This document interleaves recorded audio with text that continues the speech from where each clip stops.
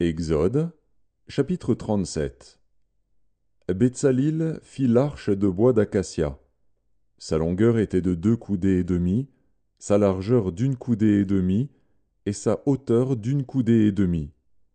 Il la couvrit d'or pur en dedans et en dehors, et il y fit une bordure d'or tout autour. Il fondit pour elle 4 anneaux d'or, qu'il mit à ses 4 coins, 2 anneaux d'un côté et 2 anneaux de l'autre côté. Il fit des barres de bois d'acacia et les couvrit d'or. Il passa les barres dans les anneaux sur les côtés de l'arche pour porter l'arche. Il fit un propitiatoire d'or pur. Sa longueur était de 2 coudées et demie et sa largeur d'1 coudée et demie. Il fit 2 chérubins d'or. Il les fit d'or battu aux 2 extrémités du propitiatoire, un chérubin à l'une des extrémités et un chérubin à l'autre extrémité. Il fit les chérubins sortant du propitiatoire à ses 2 extrémités. Les chérubins étendaient les ailes par-dessus, couvrant de leurs ailes le propitiatoire, et se regardant l'un l'autre. Les chérubins avaient la face tournée vers le propitiatoire. Il fit la table de bois d'acacia, sa longueur était de 2 coudées, sa largeur d'1 coudée, et sa hauteur d'1 coudée et demie. Il la couvrit d'or pur, et il y fit une bordure d'or tout autour.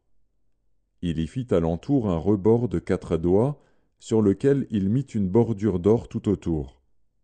Il fondit pour la table 4 anneaux d'or, et mit les anneaux aux 4 coins, qui étaient à ses 4 pieds.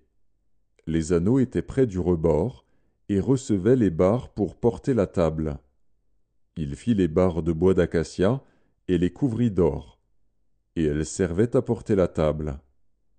Il fit les ustensiles qu'on devait mettre sur la table, ses plats, ses coupes, ses calices et ses tasses pour servir aux libations. Il les fit d'or pur. Il fit le chandelier d'or pur. Il fit le chandelier d'or battu, son pied, sa tige, ses calices, ses pommes et ses fleurs étaient d'une même pièce. 6 branches sortaient de ses côtés, 3 branches du chandelier de l'un des côtés, et 3 branches du chandelier de l'autre côté. Il y avait sur une branche 3 calices en forme d'amande, avec pommes et fleurs, et sur une autre branche 3 calices en forme d'amande, avec pommes et fleurs. Il en était de même pour les 6 branches sortant du chandelier.